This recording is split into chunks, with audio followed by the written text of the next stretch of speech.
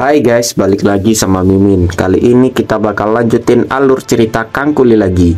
Bagi yang belum lihat part sebelumnya, bisa cek link playlist yang ada di deskripsi. Link traktiran kopi juga ada di situ ya. Langsung aja ke ceritanya. Part kemarin berakhir, di mana Lloyd telah kembali ke wilayah Frontera setelah memeras habis Sultan Absahan, hingga membuat Sultan Absahan kena mental breakdance. Dan parahnya, Putri Serajade yang kabur karena mengikuti Lloyd pun bertemu dengan bapaknya Lloyd. Sontak bapaknya Lloyd pun auto shock parah karena nggak biasanya Lloyd dicari sama cewek cantik. Dan scene pun lalu berpindah di mana Lloyd terbangun di suatu tempat yang tidak dikenali. Lloyd pun auto bingung kenapa ia bisa berada di tempat yang aneh ini. Malah gelap bet lagi ya kan? Namun tiba-tiba muncullah kobaran api yang sangat besar di hadapan Lloyd hingga membuatnya sangat terkejut.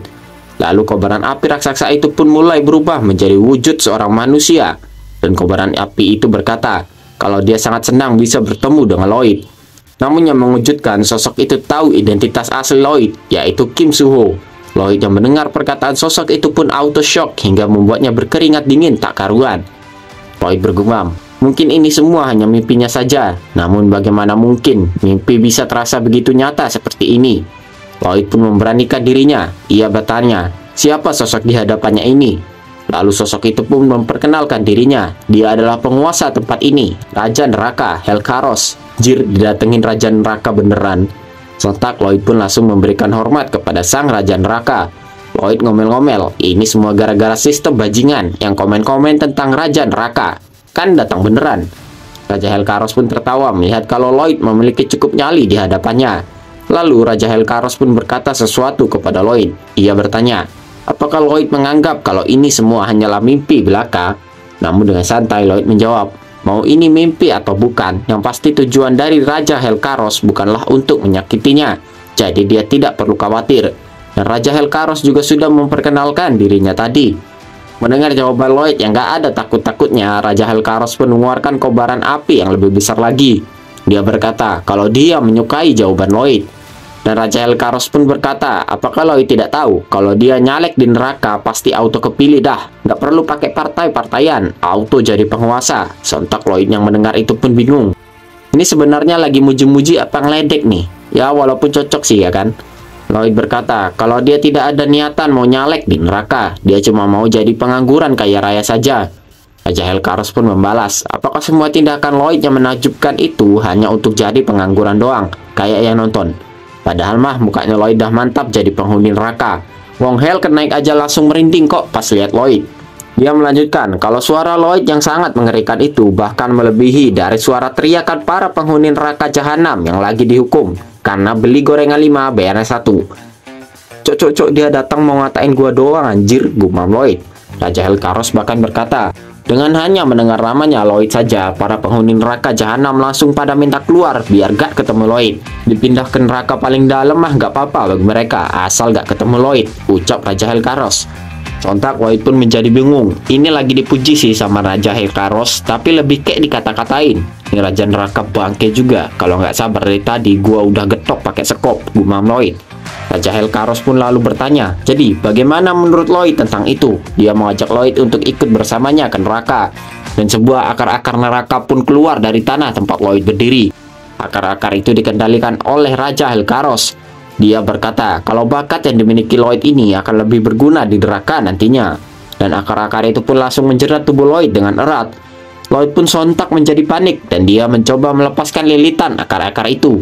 Namun semua usaha Lloyd itu sia-sia karena akar-akar itu semakin menjerat Lloyd dan akan membawanya ke neraka. Namun di saat-saat yang membuat komik ini pindah haluan lagi, datanglah sistem yang menenangkan Lloyd. Ngapain coba takut ya kan? Cuma Raja Neraka doang, bukan Benteng Merah. Raja Helkaros pun ternotis saat sistem itu muncul untuk menenangkan Lloyd. Raja Helkaros pun berkata sambil tersenyum, bukankah sistem ini terlalu ikut campur dengan urusannya? Namun sistem pun membalas, kalau dia mau, dia bisa melakukan yang lebih jauh dari ini. Raja Helkaros pun gercep mendengar ultimatum sistemnya Lloyd. Nah dia pun lalu melepaskan Lloyd dan berkata, kita main di tempat lain saja. Dan Raja Helkaros pun lalu pergi meninggalkan Lloyd.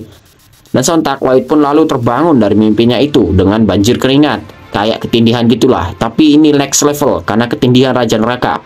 Sontak Lloyd menjadi kebingungan karena rasa panas dari mimpi itu masih terasa di tubuhnya. Lloyd juga bingung sama siapa Raja Helkaros tadi berbicara, sampai gercep gitu dia. Lloyd gak tahu kalau yang bantu dia tadi sistem. Lalu pintu kamar Lloyd pun diketok-ketok. Ternyata Xavier datang menghampiri Lloyd ke kamarnya. Lloyd pun menyuruh Xavier untuk masuk. Saat masuk, Xavier bertanya, mengapa Lloyd berkeringat kayak gitu? Lloyd pun beralasan kalau dia hanya kepanasan saja. Dia pun bertanya, apa tujuannya Xavier menemuinya? Xavier pun menjawab, sepertinya mereka kedatangan tamu dari jauh. Sontak Lloyd pun terkejut mendengar berita itu. Namun Lloyd pun langsung merubah ekspresinya menjadi membagongkan. Yang benar, ucap Lloyd. Dan Lloyd pun lalu bergegas untuk menemui tamu itu bersama Xavier. Xavier lalu bertanya, apakah Lloyd tidak mau tahu siapa tamunya? Namun Lloyd membalas, kalau itu mah aing udah tahu, paling yang datang si Putri Serajade kan? Loh, kok tahu? Ucap Xavier. Lloyd pun membalas, ya mau gimana lagi, si Putri Serajade nggak punya pilihan lain selain menemuinya. Sambil tersenyum dengan bangke, Lloyd berkata, bukankah Xavier sudah merasakan mantra tidurnya yang sangat manjur hingga membuatnya ketagihan itu? Xavier pun nge-freeze sebentar mendengar ucapan Lloyd. Dan scene pun lalu berpindah di mana Putri Serajade memperjelas tujuannya datang menemui Lloyd. Dia ingin memasukkan mantra tidur milik Lloyd yang sangat top markotop itu ke bola sihir yang ia bawa. Sontak bapaknya Lloyd pun lega sekaligus sedih karena Lloyd gak laku-laku lagi. Di sana juga terdapat Lloyd dan Xavier. Lalu dengan sangat membagongkan Lloyd bertanya, terus gratis gitu? Dan Putri Serajade menjawab kalau dia akan memberikan Lloyd sejumlah uang, bukan hanya sebatas terima kasih kayak teman kalian. Namun dengan songongnya Lloyd menolak duit dari Putri Serajade. Duit gua mah udah banyak, bisa beli pulau gua, ucap Lloyd. Sontak Putri Serajade pun kesel sama si Lloyd yang kayak babi. Lalu bruak, Lloyd pun mengeluarkan beberapa kontrak di mejanya. Dengan muka yang sangat gila nih, Lloyd pun berkata, gini aja dah, duitku kan udah banyak. Gimana kalau antum tanda tangani kontrak ini aja sebagai gantinya? Nanti aku kasih dah sihir tidurnya. Xavier melihat itu pun bingung, sejak kapan Lloyd membuat kontrak itu. Dan sementara itu, Putri Serajade yang tengah membaca kontrak Lloyd pun menjadi sangat kesal. Ya biasalah, kontraknya Lloyd kan gak ngotak. Masa si Putri Serajade disuruh jadi abdi negara di wilayahnya Lloyd? Mana kalau udah 5 tahun lagi baru dikasih sihir tidurnya. Sontak Putri Serajade pun auto protes sama si Lloyd. Namun si Lloyd mah kagak peduli. Kalau kagak mau ya udah pulang sana ke bapakmu sono, ucap Lloyd. Sambil ngece, Lloyd berkata, padahal kalau Putri Serajade tidurnya teratur mah tinggal dikit lagi dah jadi master pedang. Sontak Xavier pun baru ngeh, kenapa Lloyd selalu ngasih Putri Serajade mantra tidur? Biar dia nanti kecanduan kayak Xavier dan bisa disuruh kejar Rodi sama si Lloyd. Sistem pun muncul dan ikut-ikut ngatain Lloyd. Nah inilah penyebabnya si Raja Helkaros datengin Lloyd di mimpinya. Wong sifatnya lebih iblis daripada yang asli. Lloyd pun langsung membalas sistem itu. Lah kok tahu tadi mimpi? Jangan-jangan antum ya gara-garanya. Ayo kasih kompensasi. Kena mentalku soalnya, ucap Lloyd yang langsung memutar balikan keadaan dengan gercep. Sistem pun membalas, lah kok jadi salahku tai? Gak mau, ucap sistem. Tapi Lloyd mah bodo amat ya kan. Dan kita kembali ke Putri Serajade yang udah geram tingkat maksimal sama Lloyd. Ia berkata, Lloyd pasti sudah merencanakan ini sejak awal. Namun lagi dan lagi Lloyd mah bodo amat. Terima apa kagak, nyari lowongan kerja tuh susah tahu daripada jadi beban keluarga kayak nonton, ucap Lloyd. Namun belum Lloyd selesai berbicara, bogoman dari Putri Serajade pun langsung terhantarkan ke muka Lloyd yang sangat burik. Setelah membogem Lloyd, Putri Serajade pun pergi sambil ngamuk-ngamuk. Sementara Lloyd udah tepar ya kan. Dan di sepanjang perjalanan, si Putri Serajade terus memaki-maki si Lloyd. Besak asu, muka burik ay songong. Kok bisa aku kena jebakan si muka 8 bit itu ya? Namun di satu sisi, Putri Serajade juga bimbang apakah dia harus menerima kontraknya Lloyd itu sehingga ia bisa tidur lebih cepat dan menjadi master pedang. Itu adalah satu-satunya cara agar dia diakui bapaknya, yaitu Sultan Absahan. Dan Putri Serajade pun lalu tersadar kalau dia sedang tersesat saking fokus yang ngata-ngatain Lloyd tadi. Putri Serajade pun terus menelusuri jalan yang ia anggap benar, dan dia pun lalu melihat seseorang dari balik pohon. Dan orang itu adalah adiknya si Lloyd, si Julien. Dan kayaknya si Putri Serajade ada rasa-rasa gitu sama si Julien. Si Putri Serajade terus mengawasi Julien dari kejauhan. Di sini belum kenalan ya mereka. Si Putri Serajade heran kenapa Julien berada di tempat ini seorang diri. Setelah mengamatinya, Putri Serajade menganggap kalau Julien ini terlihat sangat rapuh dan mudah untuk dimangsa. Ya kayak kelinci gitulah. Namun di saat itu Julien pun mulai beranjak dari bengong-bengongnya yang gak jelas. Ternyata Julian dan rombongannya sedang terjebak di tempat itu akibat batu besar yang menutupi jalan mereka. Para pengawal yang bersama Julian sudah bersusah payah untuk memindahkan batu itu, namun tak kunjung berhasil. Melihat kalau pengawal yang kesusahan, Julian pun berinisiatif ikut membantu. Pengawalnya pun hendak menolak bantuan dari Julian, karena ini sudah menjadi tugas mereka untuk menghantarkan Julian dengan selamat. Namun Julian tetap akan membantu mereka, dan dia pun mulai membuka kemejanya, dan terlihatlah badan six-pack milik Julian yang bahkan membuat para pengawal di sana auto kaget, plus insecure. Putri Serajade yang melihat otot-otot Julian pun berubah pandangannya ke Julian. Ya tetap aja jadi kelinci, tapi bedanya keker gitu. Julian pun mencoba mendorong batu besar itu bersama dengan pengawalnya. Si Putri Serajade pun terus mengawasi dan akhirnya ia menebak kalau Julian adalah adiknya Lloyd yang dikabarkan akan pulang. Dia heran kenapa Julian dan Lloyd berbeda. Yang satu kalem, yang satu kayak jahanam gitu. Sementara itu, batu yang mereka dorong pun tak sedikit pun bergerak. Akhirnya Julian pun mencoba cara lain. Dia akan mengambil sekop untuk menggali tanah agar batunya bisa berguling. Namun saat ia ingin mengambilnya, datanglah Putri Serajade menghampiri Julian.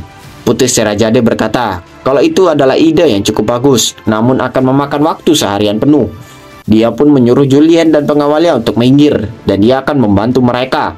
Lalu adegan kayak film India pun muncul. Kasih lagu dulu.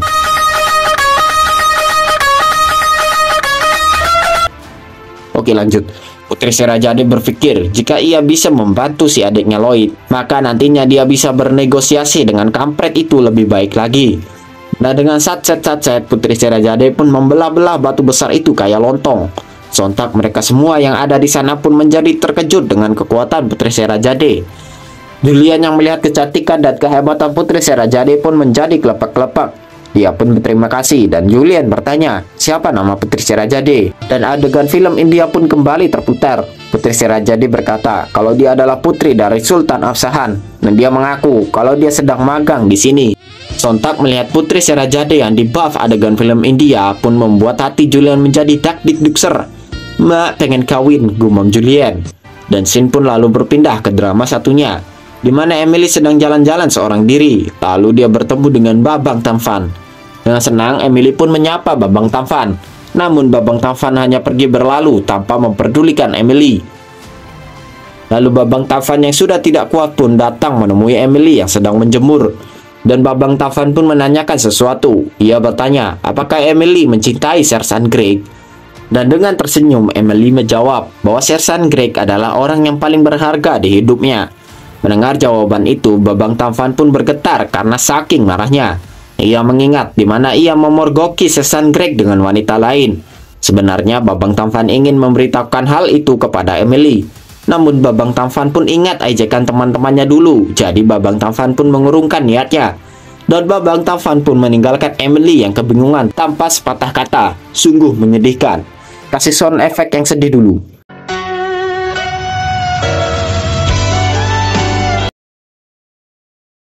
Oke lanjut dramanya. Emily yang kebingungan dengan tingkah Babang Tampan pun hanya bisa menghela nafas. Sersan Greg yang melihat Emily monyong aja dari tadi pun bertanya, apa yang terjadi? Emily pun bertanya kepada Sersan Greg, apakah lumrah jika seorang wanita manusia menyukai seorang orc, tapi orcnya ganteng tentunya? Sontak Sersan Greg pun heran dengan pertanyaan Emily. Dia menjawab, jika itu adiknya, maka si orc itu udah disembelih sama dia jadi sate. Namun Sersan Greg pun langsung tersadar. Ia mengingat di mana Babang Tampan yang mencari masalah mulu sama dia. Sersan Greg pun auto tersenyum kecil sambil melotot penuh emosi. Namun kita pindah ke drama yang awal. Ini chapter full drama kayaknya. Kita diperlihatkan bapaknya Lloyd yang lagi nangis sambil makan. Dia menangis karena melihat Lloyd dan Julian sekarang menjadi seorang pria yang luar biasa. Lloyd yang melihat itu pun berkata kalau bapaknya kebanyakan ciu jadi mabuk deh.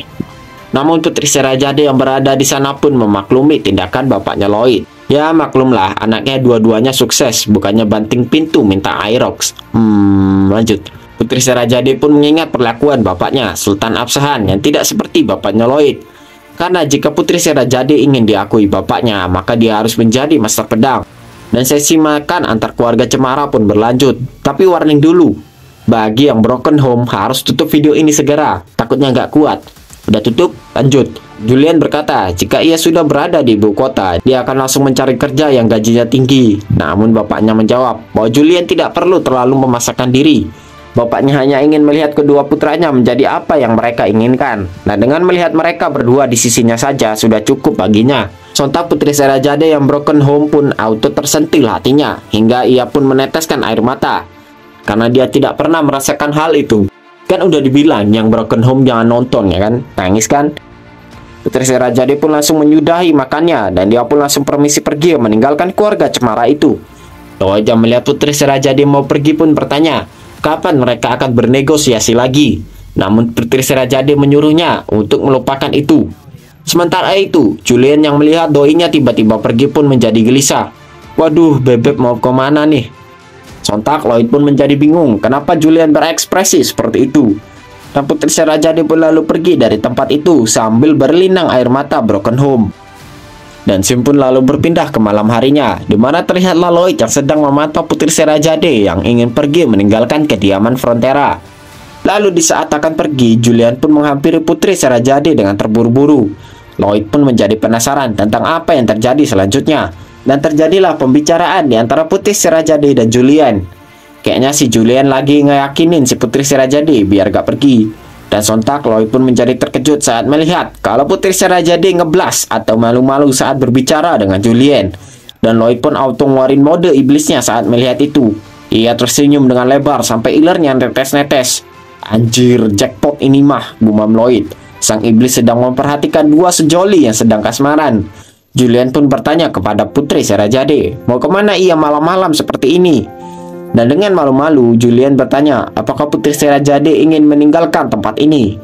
Melihat Julian, Putri Serajade pun ikut tersipu. Dia pun menjawab, kalau dia hanya ingin mencari angin segar saja. Sontak, Julian pun merasa lega. Julian bertanya seperti itu karena dia melihat Putri Serajade membawa tas sebesar itu malam-malam. Putri Serajade pun beralasan, kalau isi tas ini adalah snack-snack kesukaannya. Mau endorse tapi nggak ada, anjing lah. Sontak Julian pun terkejut mendengar itu. Biasalah kalau cewek porsi makannya kayak seuprit gitu, tapi kalau cemilan, banyak. Julian pun mengingatkan Putri Serajade, kalau makan terlalu banyak snack bisa mengganggu tidurnya. Sontak Putri Serajade pun menjadi salting karena diingatkan oleh ayangnya. Lalu dengan tersenyum, Julian berkata bahwa dia merasa lega karena dia tadi khawatir kalau Putri Serajade memiliki masalah saat makan. Sontak hati Putri Serajade pun tersentil. Dengan malu-malu, dia berkata kalau semuanya sudah baik-baik saja. Dan berkat kedatangan Julian, Putri Serajade pun memutuskan untuk tinggal lebih lama di tempat ini. Capek anjir ceritanya romantis gini mulu. Lanjut, dan terlihatlah sosok menakutkan yang terus mengawasi dua sejoli ini. Sosok itu tersenyum sambil ileran. Dan tiba-tiba sosok itu pun dipanggil oleh Xavier hingga membuatnya terkejut. Xavier berkata, kalau wajahnya Lloyd itu mengerikan. Kasihan kalau ada anak kecil yang nonton, tremor nanti. Lloyd pun bertanya, kenapa Xavier memanggilnya? Xavier pun berkata, kalau ini sudah jadwalnya dia untuk mendapatkan jatah sihir tidur Lloyd. Tapi Lloyd gak datang-datang, jadi dia datang ke sini. Xavier pun bertanya, kenapa Lloyd memasang wajah mengerikan saat melihat dua sejoli yang sedang jatuh cinta? Lloyd pun bertanya balik, bagaimana Xavier tahu kalau mereka sedang jatuh cinta? Mereka harus mengobservasinya dulu. Xavier pun menjawab, buat apa kayak gitu? Gua mah udah berpengalaman jadi fucek boy, apalagi cewek. Kelihatan dari matanya kalau lagi cinta sama orang. Soalnya semua cewek yang jatuh cinta padaku kayak gitu. Malah flexing si Xavier. Xavier pun bertanya, masa gitu doang Lloyd aja nggak tahu? Namun Xavier baru ingat kalau Lloyd gak pernah ada yang suka. Jomblo akut. Sontak Lloyd pun hanya terdiam mendengar roastingan Xavier yang menusuk jiwa jomblonya. Xavier menambahkan, tidak peduli apa yang Lloyd akan lakukan, dia nggak akan bisa jadi pewakor, pencuri wanita orang. Sontak Lloyd pun memberikan pembelaan, matamu picak pewakor, masa mau nyerobot adik sendiri? Namun sistem pun muncul dan ikut ngompor-ngomporin Lloyd. Bohong, yang bener. Sistem berkata, udahlah bang, aku aja gak apa-apa. Sontak Lloyd pun ngamuk-ngamuk sama si sistem bangke ini. Tiba-tiba muncul kayak temen yang mau ngutang. Lloyd pun menjelaskan kepada Xavier bahwa dia ingin menyatukan kedua sejoli itu, kayak mak comblang gitulah. Lloyd melakukan itu semua untuk berjaga-jaga. Walaupun dia tahu alur cerita novelnya dan dia memiliki sistem, tapi semakin lama dia akan semakin banyak musuh. Apalagi si Lloyd mengingat perkataan mengerikan Ratu Magento waktu itu. Kalau gitu terus mah, dia akan terus jadi buru lepas sampai jadi mayat. Ya, walaupun gajinya gede sih. Dan kunci untuk keluar dari masalah ini adalah dua sejoli ini. Dan Shin pun lalu berpindah keesokan harinya. Kalau di tempat lain disambut dengan kokokan ayam, kalau di sini mah disambut teriakan bibung yang menggelegar. Kalian pikir namanya udah habis? Oh, enggak. Kita sekarang diperlihatkan Babang Tampan yang sedang jalan seorang diri. Dan di tengah-tengah jalan, ia bertemu dengan Sesan Greg yang menghalanginya. Babang Tampan pun berkata, kalau dia lagi malas berantem sama Sesan Greg, jadi jangan cari gara-gara. Sambil tersenyum, Sesan Greg pun mengambil sesuatu dari dalam bajunya. Dia pun lalu melemparkan sebuah pesawat kertas ke arah Babang Tampan. Oke lah kalau gitu, ucap Sesan Greg. Dan pesawat itu pun mengenai kepala Babang Tampan yang lagi malas. Sesan Greg pun berkata bahwa Babang Tampan harus datang ke tempat yang sudah ia tuliskan di kertas itu. Sesan Greg berkata kalau dia malas sama yang namanya kesalahpahaman. Babang Tampan pun membuka dan membaca kertas itu. Dan dengan penuh semangat ia berkata kalau seorang orc sejati tidak akan mundur dari sebuah pertarungan yang sudah dimulai. Sesan Greg pun membalas, lah bukannya tadi nggak mau. Namun Babang Tampan berkata kalau ia berubah pikiran. Dan Shin pun berpindah ke drama satunya, full drama kali ini, di mana Julian yang termenung mengingat kecantikan dan kemolekan dari Putri Serajadi. Biasalah kasmaran. Julian pun menjadi bingung dengan ia yang terus memikirkan Putri Serajadi. Lalu kalau kayak gini, waktu pas buat setan muncul ya kan? Nah, pas banget Lloyd datang. Ia berbisik di telinga Julian. Inilah yang namanya cinta, ucap Lloyd. Sontak Julian pun bertanya, kenapa Lloyd berkata seperti itu? Apakah dia tahu isi hatinya? Lloyd pun menjawab, itu sudah kelihatan dari ekspresinya Julian. Memangnya aku salah, ucapnya Lloyd. Sontak Julian pun menjadi malu-malu karena ucapan Lloyd itu. Lloyd pun terus menggoda Julian. Julian pun berkata, kalau dia jijik dengar Lloyd kayak gitu. Julian bertanya, mau ngapain sih Lloyd kesini? Lloyd pun berkata, kalau dia hanya ingin memberitahu kalau besok ia akan memberikan sihir tidurnya kepada Putri Serajadi. Dan Lloyd pun menakut-nakuti Julian kalau Putri Serajadi akan pulang ke negaranya setelah mendapatkan sihir itu. Dan sambil menutup pintu, Lloyd terus menakut-nakuti Julian. Dia pasti akan pergi. Dan setelah Lloyd pergi, hasutan setannya Lloyd pun berhasil membuat Julian menjadi gelisah. Dan Shin pun berpindah ke drama satunya, di mana teman-temannya Babang Tampan telah datang ke tempat yang ditentukan. Dan terlihatlah Sesan Greg datang bersama teman-temannya. Teman-temannya Babang Tampan pun marah karena Sesan Greg bawa teman. Kukira Baywan, ternyata bawa kawan. Sesan Greg pun yang melihat kedatangan mereka pun senang. Mari kita jalin hubungan antara orc dan manusia, ucap Sesan Greg. Dan kita kembali diperlihatkan ke sisi Lloyd dan tengah cosplay jadi setan penghasut. Dia datang menemui Putri Serajadi untuk menghasutnya juga. Putri Serajadi yang melihat Lloyd pun dengan refleks menujunya. Lloyd pun bertanya, salah apa gua? Padahal cuma nyapa doang. Putri Serajadi pun berkata kalau dia refleks mukul saat lihat mukanya Lloyd yang burik. Sambil tepar, Lloyd berkata kalau Julian itu adalah anak yang pintar, pasti dia akan dipromosikan dan itu akan terjadi besok. Sontak Putri Serajadi pun terkejut mendengar perkataan Lloyd. Nah, Lloyd pun menakut-nakuti Putri Serajadi seperti ia menakuti Julian. Jika itu terjadi, maka Julian akan pergi, ucap Lloyd. Sontak hal itu pun berhasil membuat Putri Serajadi menjadi gelisah. Mang kuat godaan setan mah. Dua sejoli itu yang terkena genjutsu setannya Lloyd pun menjadi gelisah hingga mereka tidak bisa tidur. Dan berkat bisikan setan itu, Julian dan Putri Serajadi pun sama-sama bergerak agar mereka tidak kehilangan orang yang mereka sayangi. Dan terlihatlah Lloyd yang tengah cosplay jadi mafia yang mengatur semua percintaan kedua sejoli itu. Ngudutnya pakai jagung ya kan? Dan kita diperlihatkan ke drama satunya, di mana Babang Tampan telah menunggu di tempat yang telah ditentukan. Lalu dari belakangnya terdengar seseorang yang akan datang. Namun Shin balik lagi ke tempat Julian yang tengah berdiri di depan kamar. Dan begitu juga halnya seperti Putri Serajadi. Mereka sama-sama ingin mengungkapkan isi hatinya masing-masing. Dan Shin pindah lagi ke Babang Tampan. Yang datang rupa-rupanya adalah Emily. Ia bingung kenapa Babang Tampan ada di sini, padahal abangnya yang nyuruh ia kemari. Lalu Sesan Greg pun berteriak, "Gas!" Dan kedua belah pihak pun langsung bergerak. Dan Shin pun lalu pindah kembali lagi Putri Serajadi, yang ternyata ia datang menemui bapak dan emaknya Lloyd. Sontak emak sama bapaknya Lloyd pun bingung lihat Putri Serajadi yang datang malam-malam sambil terduduk. Dan Shin pun pindah lagi. Ya Allah, pindah-pindah mulu ya kan. Lanjut, sontak Babang Tampan dan Emily pun terkejut melihat itu. Lalu Sesan Greg berkata, Mulai hari ini, Babang Tampan dan Emily adalah sepasang kekasih, dan mereka semua pun merayakan hari jadiannya Emily dan Babang Tampan. Nah, selesai nih drama pertama ya kan. Terus kita pindah ke drama satunya. Tanpa disangka-sangka, Putri Setirajadi bersimpuh di hadapan mak bapaknya Lloyd. Ia memohon untuk mempercayakan Julian kepadanya.